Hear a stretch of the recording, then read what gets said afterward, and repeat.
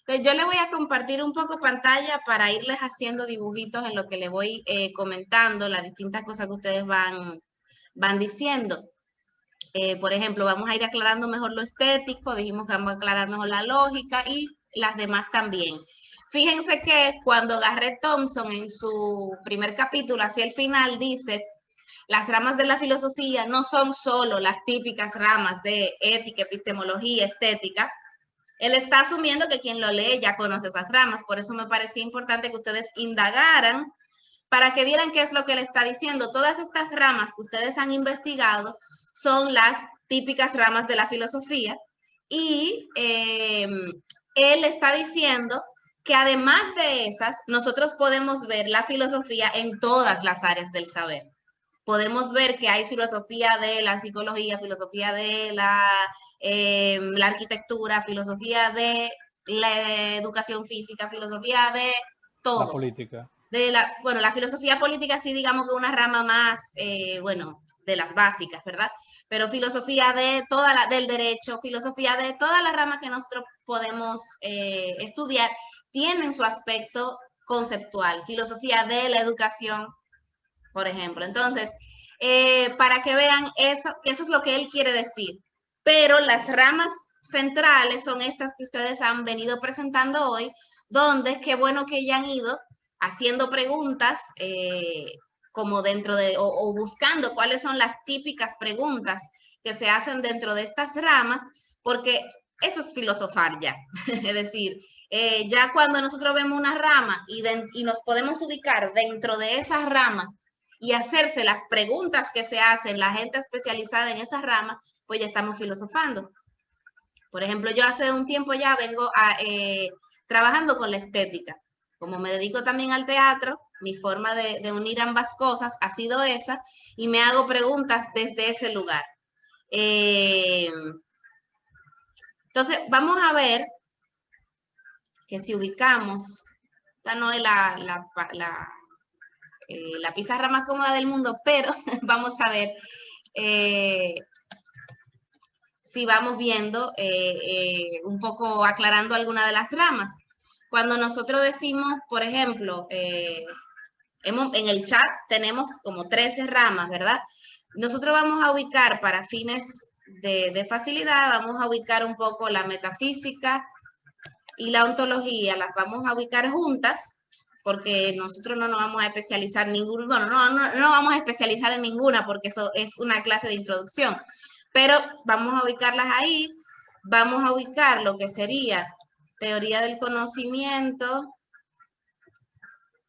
y esto no se puede poner más chiquito esa letra, Dios mío, a ver, bueno, no sé, teoría del conocimiento o nociología, vamos a ponerla por aquí, y aquí vamos a poner la epistemología, o filosofía de la ciencia, para que vean que puede ser más o menos lo mismo, filosofía de la ciencia, ¿verdad? Vamos a ubicar entonces por aquí la ética, vamos a ubicar por aquí la estética, se me fueron, ¿qué más que me falta? Filosofía de la religión, no me la mencionaron. La lógica. Está la lógica, que es de las básicas. Filosofía de la religión. La social. Filosofía del lenguaje está ahí también. Filosofía del lenguaje. Yo voy a poner por aquí abajo más estas que son, bueno, filosofía social. Uy, se me fue. Social, filosofía de la mente. Filosofía política. La filosofía política. Por aquí. Sí, veo que están escribiendo en el chat. Es incómodo mientras comparto pantalla, así que hablen simplemente si me quieren agregar algo. Filosofía política. Filosofía de la historia también. Filosofía de la historia. Ok, bueno, más o menos, creo que ahí por ahí va. Entonces, digamos que esto sería muy chulo si tuviera un marcador y no lo encuentro. Draw. Bueno, digamos que estas son las ramas de la filosofía, ¿verdad? Y, bueno, por ahí van. Ok. Entonces, digamos que estas distintas ramas, cada una lo que se hacen son la filosofía, que es el tronco, y todas ellas estamos filosofando ya cuando estamos en cada una de ellas. Y ellas les van a hacer preguntas a distintas áreas de la realidad. Si se fijan, algo con lo que la filosofía se relaciona y se parecen algunas cosas, pero se distinguen otras, son la ciencia, el arte y la religión. Esto que estoy poniendo en rojo no son ramas, sino que son áreas distintas a la filosofía que se vinculan con ella, pero que se distinguen de ella. Entonces, digamos que las cosas que va a hacer las ramas de la filosofía es hacerles preguntas al arte, hacerles preguntas a la religión, hacerles preguntas a la ciencia. Y entonces, la rama de la filosofía que se dedica a hacerle preguntas a la ciencia sería la epistemología o la filosofía de la ciencia. La rama de la filosofía que se dedica a hacerle preguntas al arte es la estética, y la rama de la filosofía que se dedica a hacerle preguntas a la religión es la filosofía de la religión, ¿verdad? Pero también, ¿cómo se vincula con la política? A través de la filosofía política, le hace preguntas a la política, pero también la moral, le hace preguntas a la moral a través de la ética, ¿verdad? Le hace preguntas al lenguaje a través de la filosofía del lenguaje, le hace preguntas a la historia, le hace preguntas al conocimiento, le hace preguntas a la sociedad y a la mente. ¿Y qué es lo que es con la lógica y con la metafísica, que son de las más abstractas? ¿Ok? Que aquí es cuando se habla de que metafísica está más allá de la física, y por eso ustedes a veces, por eso hay que distinguirlo de cuando estamos hablando de metafísica como rama de la filosofía, de cuando ya nos vamos a como grupos espirituales que hablan de metafísica, hay que distinguirlo, ¿ok? Porque hay muchos grupos espirituales que no, vamos a hablar de metafísica, pero no es a filosofar que van. Ellos van, es como una onda espiritual que ellos asumen similar más a lo religioso, aunque no se adscriban a ninguna religión, pero que no es hacer preguntas filosóficas o a reflexiones filosóficas como sí la hace esta rama de la filosofía. Estas dos ramas de la filosofía, la metafísica y la ontología, lidian con el ser. ¿Por qué no me deja escribir esta cuestión? Ah, porque no le di a escribir. Con el ser y la realidad. ¿Qué es el ser? ¿Qué es la realidad? ¿Qué hace que algo tenga ser? ¿Qué hace? Y voy a dejar de poner los signos de interrogación porque se hace más lento. ¿Qué hace que algo tenga realidad? ¿Verdad? Etcétera. Esas son como las preguntas que se formulan desde estas ramas. Fíjense que son las más abstractas, porque si tú te preguntas en la política, ¿qué es la política? ¿Verdad? ¿Qué es el poder? ¿Qué es el arte? Tú te preguntas desde aquí, ¿qué es el conocimiento? Esas son preguntas, bueno, tú estás preguntando, aunque son conceptos abstractos, pero tú te estás preguntando por algo. ¿Qué es eso? ¿Verdad? Ahora, ¿qué hace que eso sea? Lo que tienen en común todas esas otras cosas es que de alguna forma todas podemos decir que son algo. Entonces, esta pregunta, hay una pregunta entonces más abstracta, más para atrás, que es, ¿y qué hace que algo sea? Hay una diferencia entre el ser y el no ser. ¿Qué es el no ser? La nada. ¿Pero qué es la nada? Todo ese tipo de preguntas que son mucho más abstractas porque están como, la filosofía se está preguntando por las presuposiciones que nos hacemos, ¿verdad? Nosotros suponemos algo, ¿y eso qué? ¿Y aquello qué? ¿Y aquello qué? Entonces, la metafísica y la ontología están en la base de todo, porque siempre que nos estamos preguntando, ¿y qué es esto? ¿Y qué es aquello? Estamos asumiendo que son algo. Y la metafísica te pregunta, ¿y qué es ser algo? Ok, ¿qué concepto de realidad tú tienes? todos y todas tenemos conceptos de el ser y la realidad, aunque no nos demos cuenta. Nos manejamos con esos conceptos. Uno de los grandes asuntos de esta pandemia, por ejemplo, es que nos transforma nociones que tenemos sobre la realidad en el término del espacio, ¿verdad?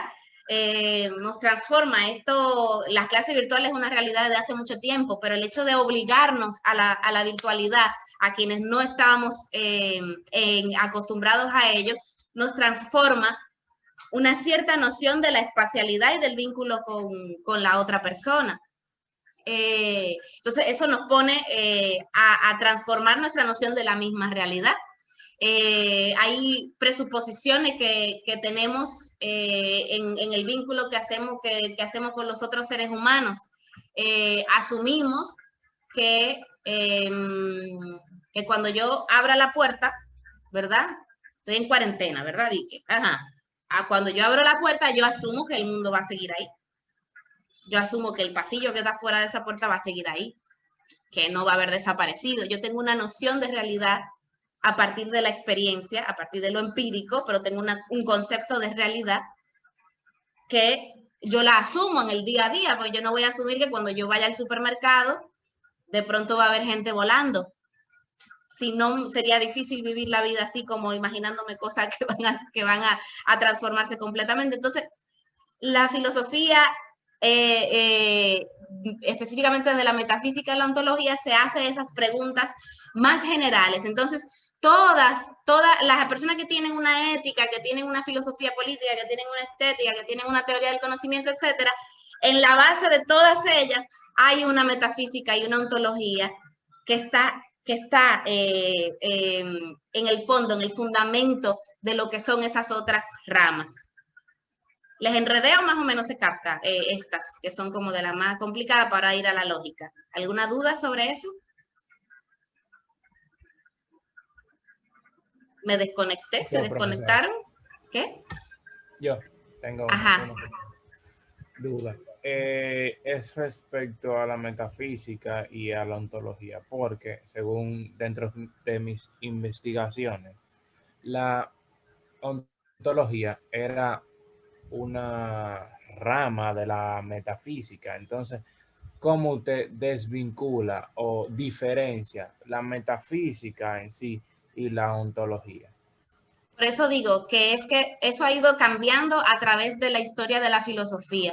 Porque recuerden que la filosofía es una rama, es una disciplina del conocimiento que tiene su historia. En la unidad 2 nosotros vamos a ir viendo eso. Pero, y nosotros hoy estudiamos las ramas, pero esto no es una cosa de manual, que están ahí las ramas y esas son las ramas. No.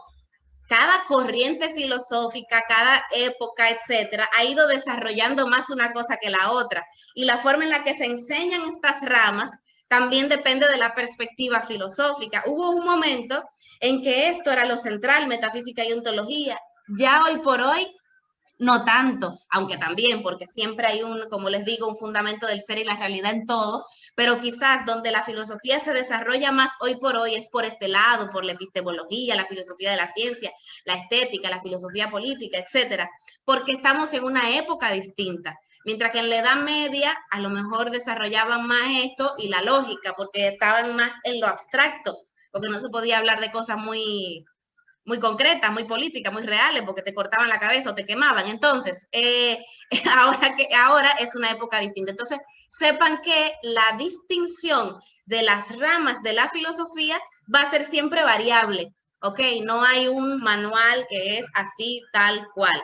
Pero es importante que conozcan más o menos para que sepan que son las disciplinas en las que si ustedes fueran a estudiar filosofía y si alguien se anima, bienvenido, pues ustedes saben ya que por ahí se pueden ir por alguna de estas ramas para profundizar en sus líneas de investigación.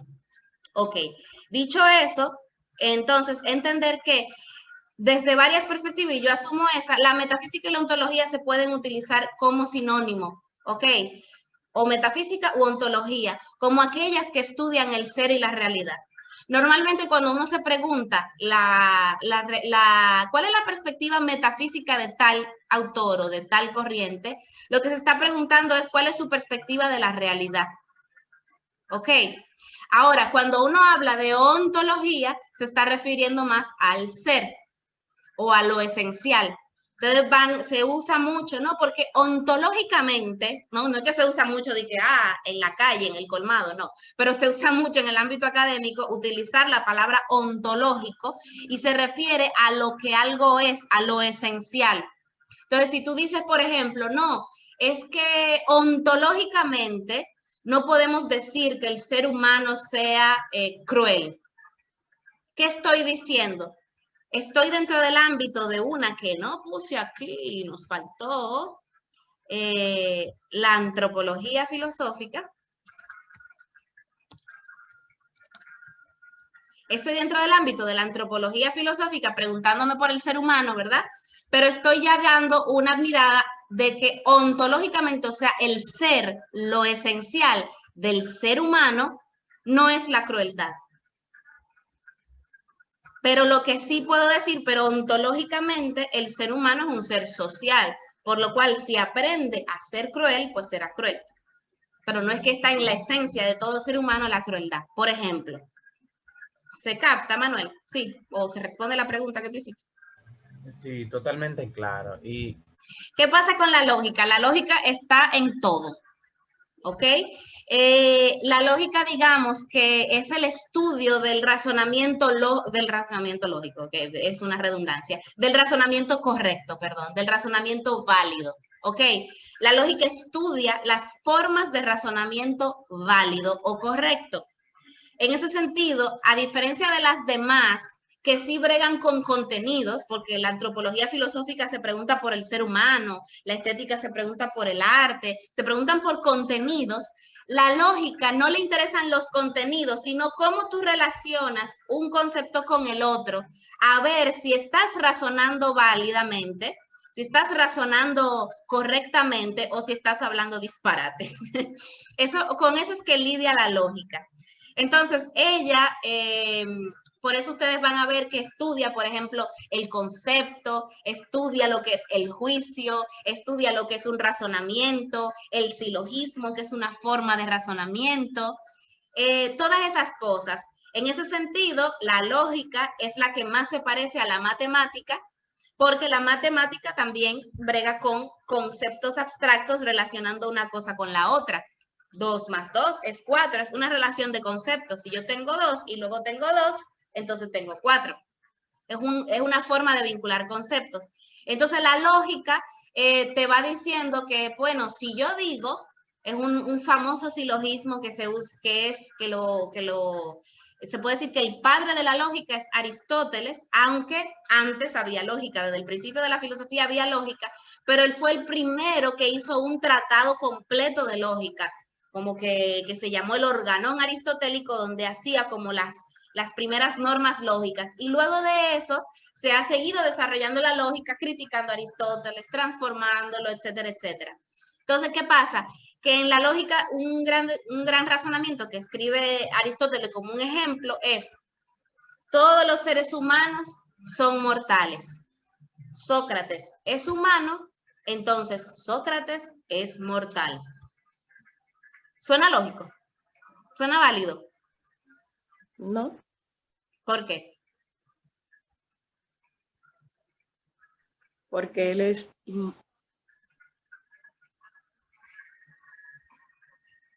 Se cortó, te dejé de oír y no sé. ¿Podría repetirlo, profesor? Lo que pasa es que me... Ok. Todos los seres humanos son mortales. ¿Sí? Si Sócrates es humano, entonces Sócrates es mortal. Claro que sí. Particularmente considero que sí es válido, porque está partiendo de la deducción de que todos los seres humanos son mortales. Por tanto, al ver la misa que todos los seres humanos son mortales, ya por experiencia, se llega a la conclusión de que también Sócrates, por el hecho de ser un ser humano, es mortal. Uh-huh.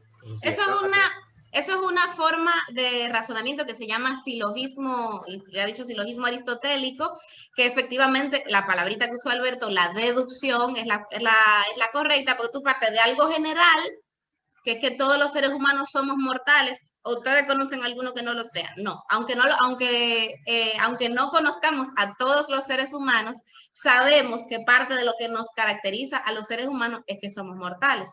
Entonces, todos los seres humanos son mortales, Sócrates es un humano, Sócrates es mortal. Pero así como podemos mencionar a Sócrates, podemos mencionar a Raulín, podemos mencionar a Abinader, a Danilo, a Leonel, por mencionarlos a todos, a Guillermo Moreno, pero también podemos mencionar a, qué sé yo, a Raquel Arbaje, a Margarita Cedeño, etcétera. A veces es bueno recordarse que todos los políticos también son humanos, también son mortales. ¿Ok?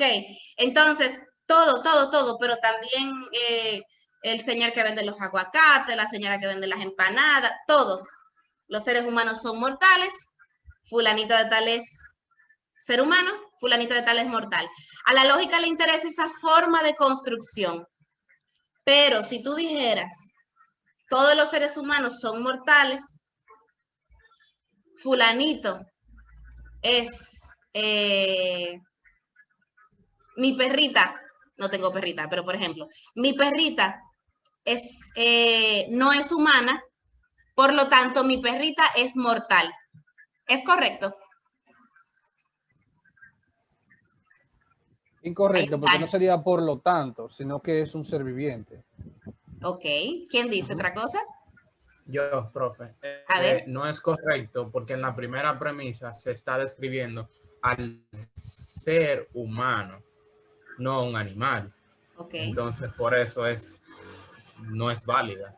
Ok. Pero ella no es mortal. Claro que sí. Eso es una falacia. Claro, sí. Ajá. ¿Rodi estaba diciendo algo? Sí, que es mortal. Es un ser vivo. Pero el razonamiento es correcto o no, el razonamiento. No. Okay. Es incorrecto porque, por ejemplo, el ejemplo que usted dio anteriormente de las dos preguntas de por qué morimos y de qué morimos. Si usted va a un velorio, la madre está preguntando de qué murió mi hijo, usted no le va a ponerse a filosofar. ¿Por qué? Porque estaría abordando la pregunta incorrecta. Entonces, sí se sabe que el animal es mortal, pero se estaría respondiendo a un enunciado inválido, por tanto sería falso. Yo quiero decir algo. Ajá. Yo digo que eso es una falacia de relación porque una cosa no tiene que ver con la otra. Que Okay, ella entonces, sea animal y que sea mortal no tiene que ver con lo que el ser humano es mortal. Mi perrita es un animal, por tanto es mortal. Es como hay una disyuntiva entre las dos premisas, pero sí es válido porque sí ella es mortal, aunque sea un animal. Ok. Yo.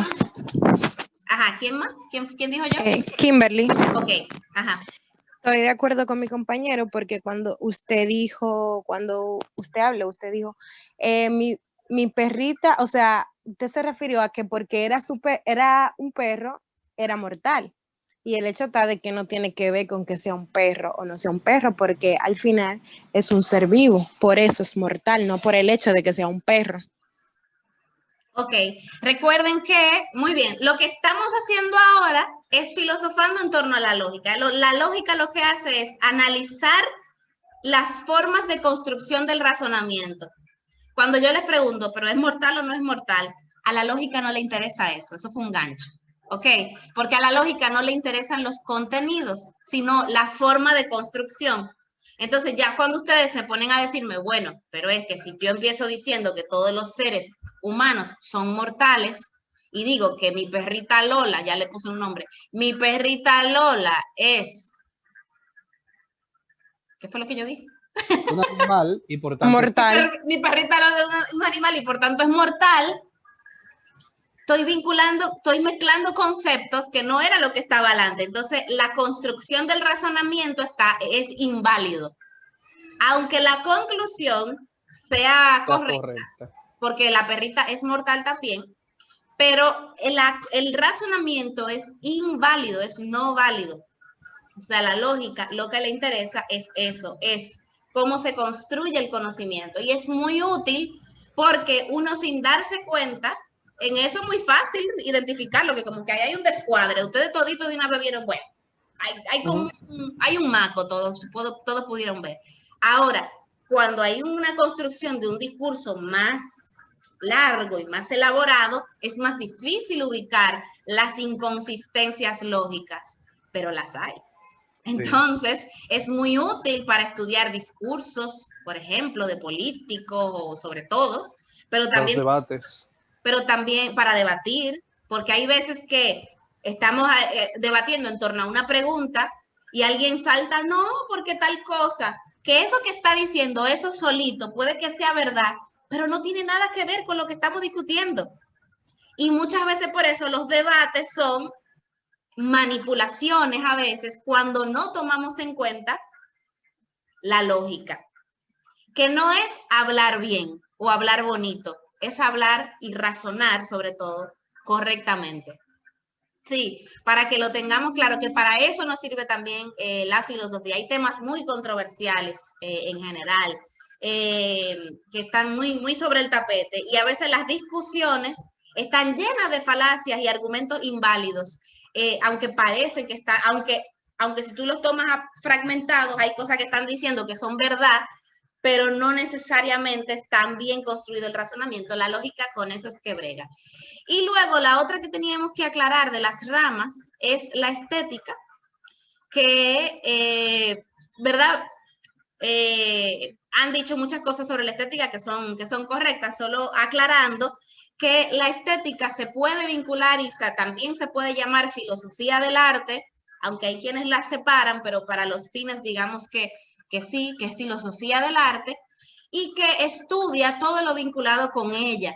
Estudia qué es eso del arte, cuál es el área en la que el arte se desarrolla, estudia la belleza, qué es eso de la belleza, estudia la fealdad también, qué es eso de la fealdad, a qué llamamos bello, a qué llamamos feo, etcétera, etcétera. Y estudia qué es y qué no es arte, cómo se vincula el arte con la sociedad, cómo se vincula el arte con el conocimiento, cómo se vincula el arte con la educación, etcétera, etcétera.